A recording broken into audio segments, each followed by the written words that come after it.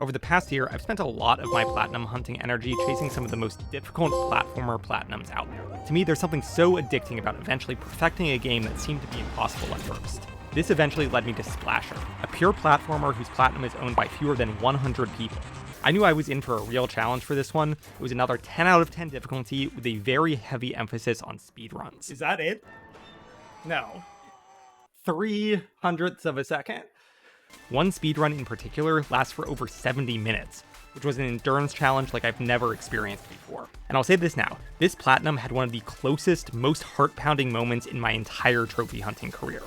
So let's jump into it and see the journey of getting the Splasher Platinum. As usual, we'll begin by 100%ing the main game in a casual playthrough and pick up a boatload of miscellaneous trophies along the way. There are 22 levels in the game, and over the course of the Platinum, I'll get to know every level like the back of my hand. I really enjoyed Splasher because even though there are relatively few mechanics, they really make the most out of each of them. The game mostly centers on the 3 types of liquids that you can shoot on the walls, ceilings, and floors of the level. As we reach the end of the first level, we get our first trophy when we gain access to the most basic of these liquids, water. Alright, and there's our first trophy. Just add water.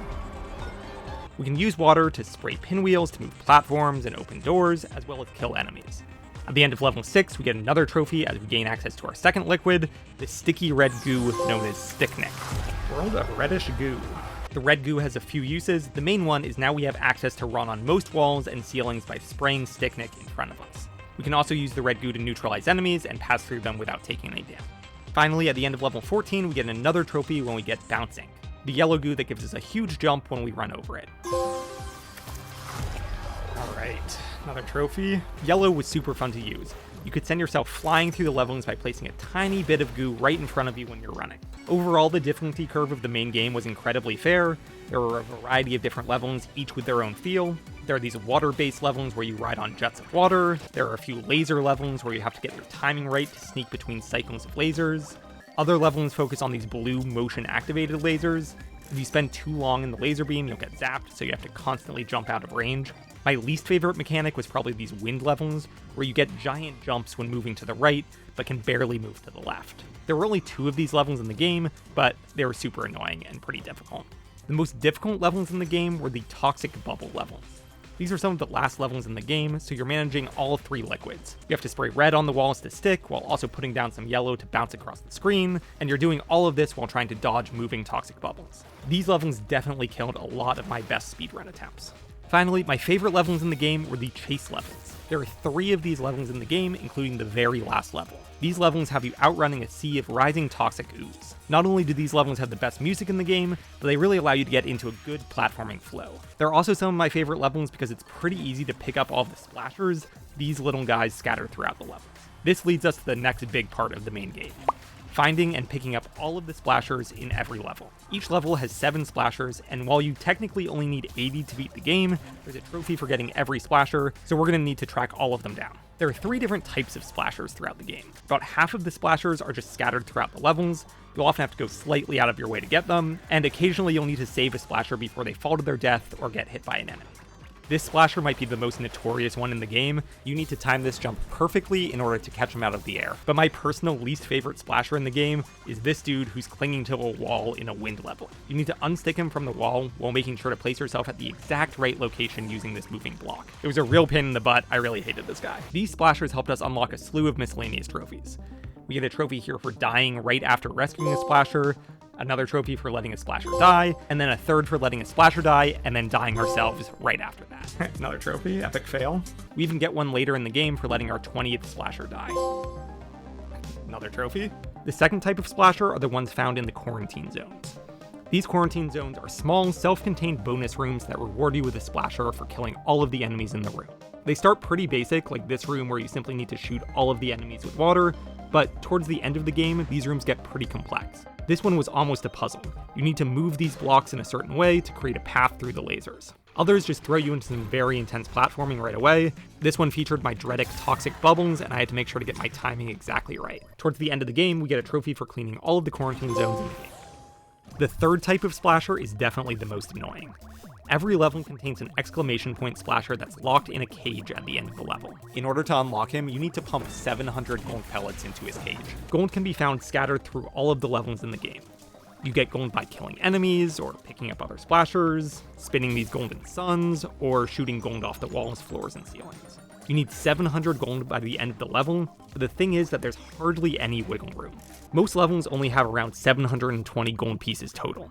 This means that you can barely miss any gold. If you skip a sun, you're totally out of luck. If you kill an enemy off screen, you might not get their gold and you're out of luck.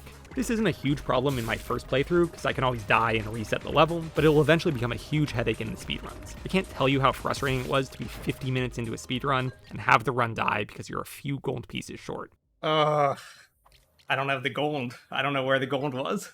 But again, we'll get to these speedruns soon. Back in the main game, we get another trophy for getting our first exclamation point splasher, giving us all the splashers in the first level.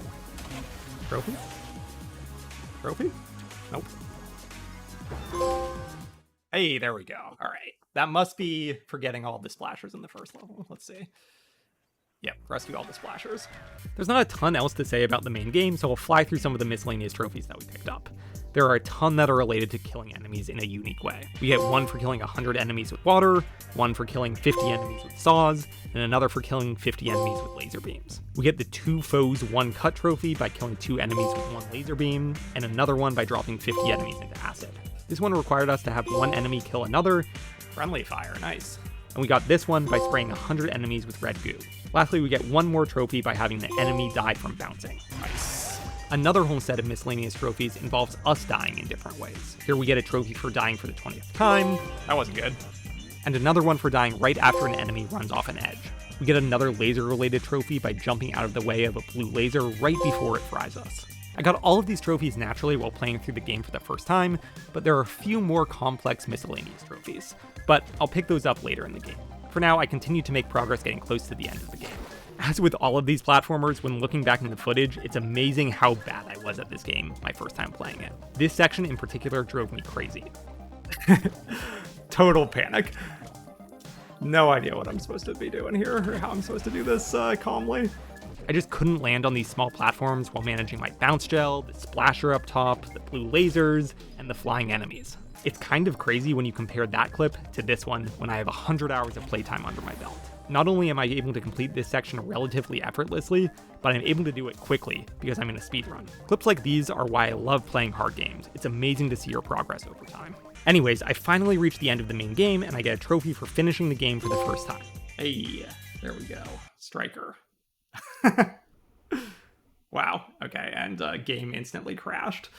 Before moving on to the next part of the platinum, I actually need to go back to a level and pick up a splasher that I missed. I'd missed some of that pesky gold and never collected the exclamation point on this level. After picking him up, I get a trophy for getting all 154 splashers in the game. So we've made good progress so far. We have 22 out of the 47 trophies in the game. Unfortunately, the easy part is out of the way, and now the true difficulty rears its head. There are a few big milestones that we need to cross off our list, and the first one is getting a platinum medal on all speedruns in the game. There are a lot of speedruns. There's a whopping 25 that we need to clear. Luckily, 22 of them are very short. There's a speedrun for each individual level in the game. And the time required for those speedruns are somewhere between a minute to 2 minutes depending on the level. The other 3 speedruns are different variations of full game speedruns. Those are huge, they're going to take 40 to 70 minutes each.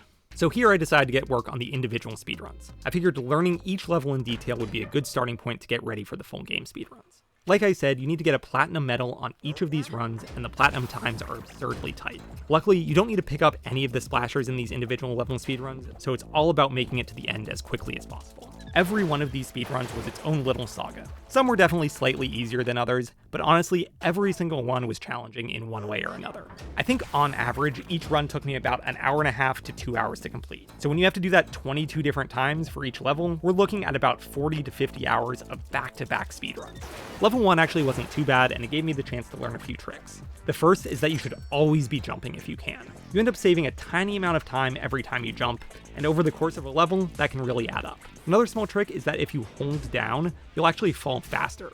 So on the rare occasion when you have a long fall, you can save microseconds by falling fast. On this speedrun, the time to beat is 1 minute and 37.7 seconds. One of the nice things about these speedruns is that once you set an initial time, you'll get time splits at every checkpoint. These were both a blessing and a curse. I loved being able to see how my run was going, but I'd also fixate on them and become obsessed with how I was doing compared to my previous run. If I were to offer myself one piece of advice, it would be to ignore the clock. Your time will be your time, and constantly looking at the clock and your splits can only serve as a distraction. Anyways, we get a few trophies here as we get our first gold medal on the first level's time trial. But we have a bit more time to shave off to get that platinum medal. After a few more runs, we managed to squeak by and get the platinum medal by less than 0.3 of a second. This speedrun only took me 20 minutes total, but unfortunately that would definitely be my fastest in the entire game. I was feeling good and level 2 is up, but little did I know that level 2 would be one of the hardest speedruns in the entire game.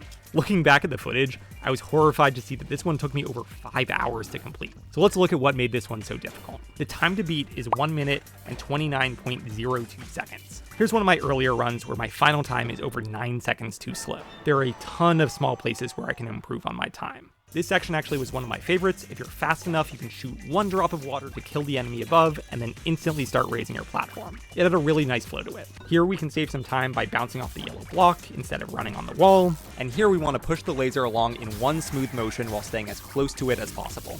Over the course of the next few days, I slowly but surely started shaving off more and more time from this level. At this point, my personal best is 1 minute and 29.3 seconds. So basically, I need to shave off 0.28 seconds somewhere along this run. At every one of these checkpoints, I just need to see 0.28 seconds in the green. But it's incredible how one tiny little mistake will send my splits plummeting into the red. It really shows how there's absolutely zero wiggle room. The one place where I could make up time was on this jump. If you time your jump perfectly and get the angle right, you can fly around this corner and fall down the shaft without touching the ground on the platform above. Okay, so I'm gonna try to learn it. It doesn't look like it saves much time, but it turns out it saves at least half a second. Way more than what I needed to get the platinum medal. I spent some time practicing this jump, and after a bit of practice, all I needed to do was put it all together in a single run. I got off to a great start, with a first split that was 0.2 of a second faster than my PB. The hard jump is in the second checkpoint, and while I don't nail it perfectly, I'm able to fall relatively quickly. That's pretty slow. But that definitely cost me a little bit. I lose a bit of time by the time I make it to the next checkpoint. We're almost a half second behind the time we need. I have a really solid double elevator section and make up almost all of the time I lost in the tricky jump. We have a great water spout section, and it's gonna be close. When we hit the final checkpoint, we need to make up a 1/4 of a second. But I know it's doable. This last section has some wiggle room. I go as fast as I can along this elevator and then try to ride the laser beam as close as possible. But I have this one tiny stutter step. I cross the finish line and... Is that it? No. It's 0.2. 0.03 of a second. Oof. Honestly, pretty devastating, but I picked myself back up and we kept at it. And not long after that, we have another good run going. Remember, now I only need to see minus 0.03 on my splits. Once again, I don't nail the hard jump perfectly, but I managed to make up some time and my splits are in the green. We lose a tiny bit of time in the double elevator section with a small stutter step, and things start to get a bit tight. As we reach the final checkpoint, we're on pace. We just need to nail this final section.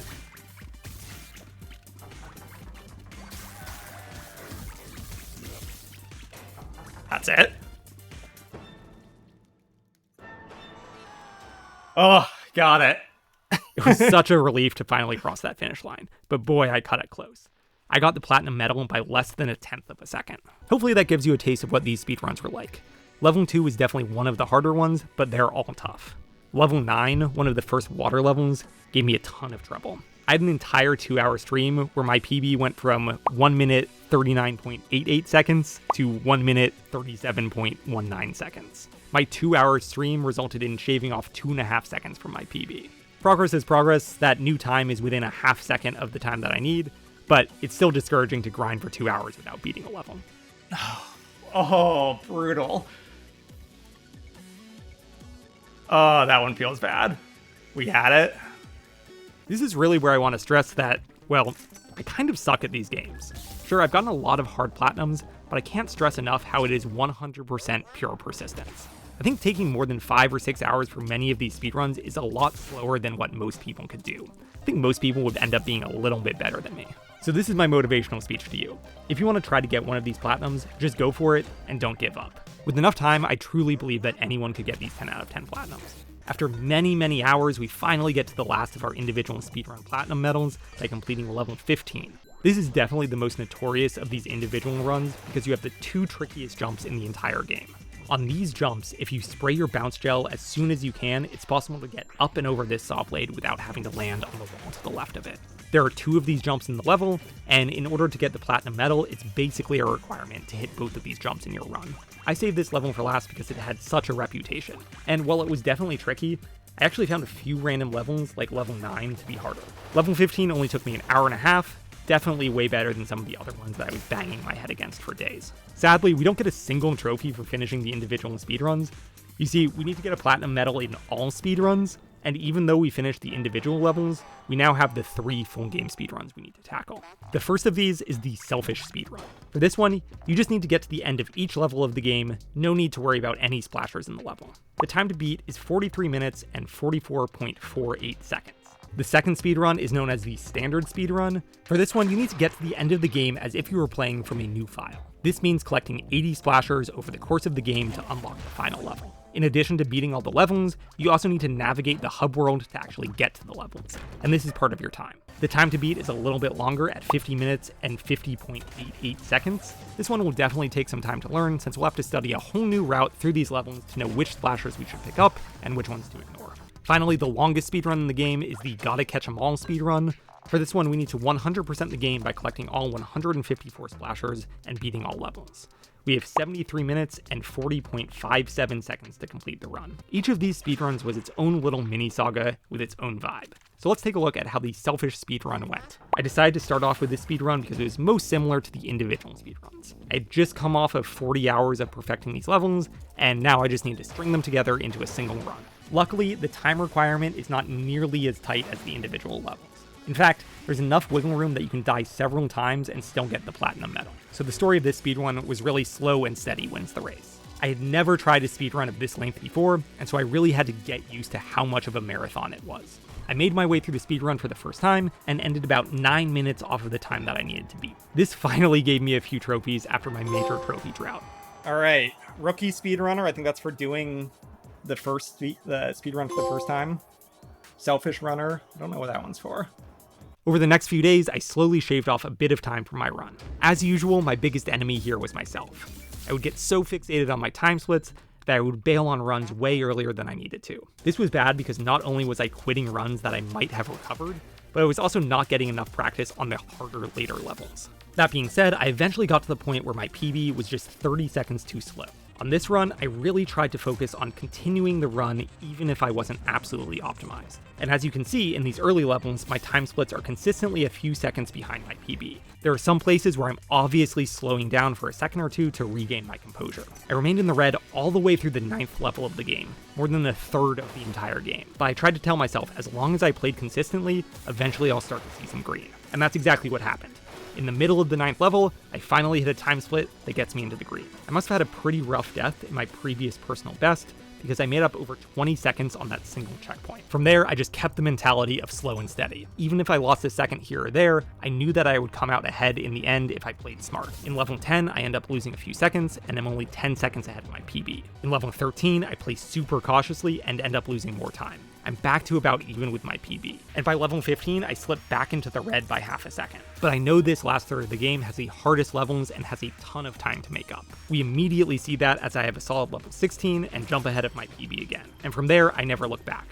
Over the next few levels, I start slowly extending my lead, from 10 seconds here to 30 seconds by the end of level 18 to over a minute by the end of level 19. In fact, I make it all the way to the second to last level without a single death in the run. But here my nerves finally start to crack, and I take a death at one of the trickiest sections in the entire game. Honestly, I was pretty bummed because eventually I'm gonna have to complete a full no death run for another trophy, so it would have been incredible to knock 2 birds out with 1 stone. But luckily that's our only death in the level, and we're on great pace to finish up this speedrun. In the last level, we actually have a few more deaths.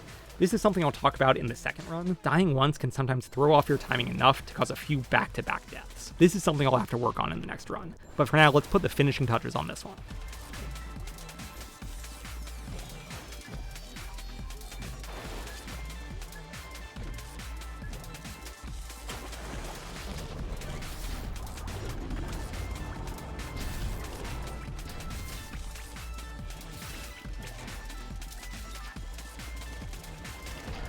I end up beating the run with about 50 seconds to spare. Definitely a solid performance, and my confidence was at an all-time high coming out of this run. I was definitely feeling worn out after the individual speedruns, so clearing this speedrun with relatively little frustration was a great feeling. And I get another trophy for getting a platinum medal on my first full game speedrun. Got there. Before jumping into the next speedruns, I figured I'd try to knock out this no death run. I was so close to completing it during my selfish speedrun that I figured it wouldn't be too terrible. So the story for this no death speedrun, as you might imagine, was playing it super safe. As you can see from my split time, I'm minutes slower than the speedrun I just completed. I'm really taking my time through these levels and learning where I need to be particularly careful. That being said, each death was always pretty devastating. Oh, okay. Wow. I eventually got to the point where I considered a quote-unquote real run to be happening once I made it to level 15. Again, this is where the difficulty really starts to pick up, and I was far more likely to die. I even devoted some time to practicing these levels outside of a full run, which I was pretty proud of. Usually I find it difficult to devote time only to practice. I have a tendency to try to just brute force the real deal, and so I was proud of myself for actually taking the time to practice. But what I'm most proud of in this run is my patience in this level. This is level 21, the second to last level of the game. The thing with this no death run is that if you know you're about to die, you can quickly pause and restart the level without losing your run. I do it early in this level after missing an easy jump. My mind just wasn't in the right place and I wanted to start over. At this point in the run, I'm insanely nervous. I have a great run going and only have 2 more levels to complete. I'm so nervous that I'm probably playing at about 50% of my normal ability. Looking at this footage, I feel like you can just feel the nervousness coming out of the screen. Every jump is scary. But what I'm so proud of is that again and again, I'm able to restart the level when I miss a jump without being too phased. This was incredibly frustrating and scary in the moment, but every time it happens, I take a deep breath and start again. On the next run through the level, I make it even further. I get about 2/3 of the way through the level when I get to this section. One of the hard parts about a no death run is that I'm playing so cautiously that my timing gets thrown off. That's what happens here. My timing gets thrown off, and I'm about to fly into one of these toxic bubbles. But luckily, I'm able to pause and restart again. This time through, I make it all the way to the very end of the level. This is the final section. But I miss shooting this enemy to spawn some platforms, and I'm gonna fall to my death. So I start over again. Again, this time through, I accidentally placed some bounce gel that would have sent me flying into some acid. So I start over. I restarted this level 5 times in order to finally get a run to the end. It's honestly one of my proudest moments in this entire platinum. I was super happy that I had the composure to keep grinding away at it, even though every restart was a massive disappointment. So finally, I made it to the last level. This level starts with a long boss fight, and again, I play it super safe as an ooze bullet gets dangerously close. I get through the boss, but my nerves get the best of me, and I start flailing during the escape sequence. I decide that I'm not going to outrun this ooze, and I should restart again. But again, I'm able to bounce back and make it even further into the level. I'll let the end of this level play out.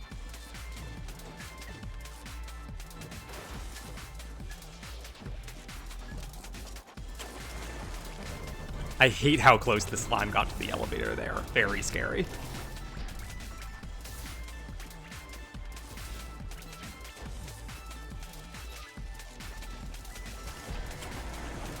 I was so happy to get that trophy. I've been dreading the no death run.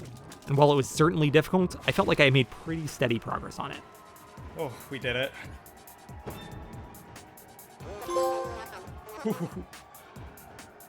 So with that, we're back to speedruns. This next speedrun is the standard speedrun. As a reminder, we need to collect 80 splashers over the course of the game to unlock the final level, and the time to beat is 50 minutes and 50.88 seconds. For this run, we obviously had to learn some new routes to pick up the splashers. We ignore every quarantine zone because those take too long, and we definitely don't bother with picking up all the golden levels for the final splasher. I also start to learn some backup splashers as well. If I accidentally miss a splasher that I meant to pick up, I have a list in the back of my mind of easy-ish splashers that I could pick up to make up for the one that I missed. It's my backup splasher that I normally get if I miss one. I finish my first run and get a trophy. I need to shave off 7.5 minutes of my time, so not too bad all things considered. Like I said earlier, I think the main story of this speedrun is that deaths can lead to follow-up deaths. You just kind of fall out of rhythm and get thrown off. Usually I would find myself near the end of a run and the time would be very tight. If I had one death, I would probably be okay, but if I died multiple times, it was definitely over. I started trying to pause the game after a death to recompose myself, but it was hard to do. I had a couple of runs make it to the last few levels, but ultimately fall short. But eventually I managed to have a very solid run. I need to beat my PB by about 20 seconds, and I'm up by more than a minute as I go into the final level. So I probably have one death to spare. Luckily, everything goes smoothly, and I get into the final elevator without a single death. And, well, I missed the final jump on the elevator. I can't lie, I panicked a little bit right there. It's literally the last place that you can die in the game, but thank God I had so much time. This was a long checkpoint, and I burned about 35 seconds having to get back to the elevator. I make sure to take my time on this last jump and make it to the end of the run to pick up my medal. My time was definitely closer than I would have liked. If I died one more time in that final checkpoint, I would have definitely thrown the entire run. We're so close to the platinum now, we just need to complete the full 100% speedrun. But before we do that, there are actually a few miscellaneous trophies that we still need to pick up. These ones never came naturally as I played through the game. There's one for jumping on a spiked enemy, and another for beating a level without dying. I guess you had to do this outside of the speedruns, because I definitely beat a lot of levels without dying earlier in the game. I actually missed recording both of these, because I didn't know they existed. Oh well. Another trophy comes from getting crushed by a door, where the title of this trophy is a nice shout out to the Game of Thrones fans out there. This game's 2017 release date is definitely showing here. One trophy comes from watching the credits, and we get another one by pushing two splashers together. We bounce an enemy in the air for a few seconds to get another one, and another trophy comes after leaving a level after filling the goal to 699 rather than 700. There are a few annoying ones in the hub world. You get one for ringing this bell for a while. Honestly, for a minute, I thought this was glitched. It took me forever to get this one to pop, but it eventually came. I don't really know why. And another one in the hub world has you hover on this platform in the blue region for a few seconds. Kinda dumb. Finally, there's an interesting one where you need to complete a level without jumping. I don't know how many levels in the game you could actually do this with, but I did it on level 15, the first level after getting the yellow bounce gel. And with that, we officially just need to clear this last speedrun. This is the one that almost broke me. I need to pick up every splasher in the game and finish all levels in 73 minutes and 40.57 seconds to complete this run. Because we need to get every splasher, this means that we now need to weave the quarantine zones into our run. I'll highlight a few of the trickier quarantine zones. This one is tough because you need to start moving almost instantly to catch the first cycle. Once I learned that, I had to always prepare myself as I was jumping into this zone. This one is the last quarantine zone in the game, and it's intense. You have a lot of acid bubbles flying at you from different directions, and on top of that, it's pretty long. If you take a death in it, you'll lose a good 20 seconds. This one played a big role in one of my last runs, so more on that in a second. I finished my first run at 82 minutes and get a few trophies here because I earned the final bronze, silver, and gold medals in the game. Only the platinum to go. I need to shave off 9 minutes to get the platinum medal, which will give me the final trophy in the game. The reason why I say this run almost broke me is that I was so close to beating it so many different times. This run made it into the final level on pace to get the necessary time, but I have zero wiggle room. A single death will end it. I make it all the way to the final checkpoint of the game and end up dying about halfway through the checkpoint. 73 minutes of work down the drain in a split second. The run ends up being 17 seconds too slow. Later that night, I have another solid run. This one actually wasn't as heartbreaking as the first, because going into the final level, I knew that I didn't have enough time. Remember, at this point I need to beat my PB by 17 seconds, so if you look at my splits, we're looking for minus 17 seconds in the green. I end up perfecting the final level and end up with a time that's 6 seconds too short. 6 seconds! I couldn't get a closer time if I tried. But I set a new PB, and remember, I perfected the final level on that PB. This will be very important in a second. There were definitely a few other heartbreaking moments along the way. Remember this clip? I'm on the second to last level of the game, and I'm on pace to get the platinum trophy. But when I get to the end of the level, I realize that I don't have enough gold. I don't have the gold. I don't know where the gold was. I went back to look at the footage, and it turns out I missed the gold because of some chaos that happened during this warp zone, the one that I talked about earlier. I clear the warp zone and pick up the splasher, but then I instantly die. Okay, now I got that splasher. When I die, I get thrown out of the warp zone and don't get the gold that you usually get when picking up the splasher. It's just an absurd edge case and one that ruined a 68-minute run. This was another heartbreaker on a different run. I'm on level 14, which surprisingly is one of the easier levels in the game. I'm on a good pace, basically at time with my previous personal best. The start of this level is a long train section where you move between cars. And while it's not super difficult, it's probably the longest checkpoint in the entire game. I end up dying right at the very end of the checkpoint, which means I have to do the entire thing all over again. Oh my god, that probably kills the run. This is such a long checkpoint, and that was at the very end of it. I'm dreading what the clock is going to show me once I finally make it to the next checkpoint. Let's see how bad this is. 49 seconds. That run ended up falling short as well. We start another one, and this one isn't going great at the start. By the time I make it to the last few levels, I'm down almost 2 minutes. But I figured I should stick it out and finish the run to get some more practice. And to my surprise, that time starts slowly going down. I get it to 30 seconds in level 18, and by level 21, I'm back in the green. Honestly, I think it helped that I had kind of given up on this run. It put a lot less pressure on me during these last few levels. But now that we're at the end, and it's in the green, the pressure is back on. We take a very costly death near the end of level 21, and by the time we finish the level, we're down to minus 15 seconds. And remember, by the end of the game, we only need to see minus 6 seconds on our clock. On our PB, we didn't die a single time on the final level, so there's basically no room to make up any more time. We're locked in. If we play through this level perfectly, we'll get the platinum. If we die once, it's over. Even too many stutter steps gets a little bit risky. It's a long level, but we dove in. Every checkpoint gets us closer and closer to the end.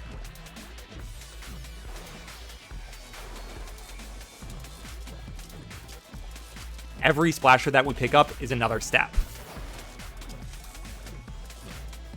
Take a look at how close we come to disaster here. If this splasher touches the enemy, the run is over. I wish I had a heart rate monitor on because my heart was going crazy.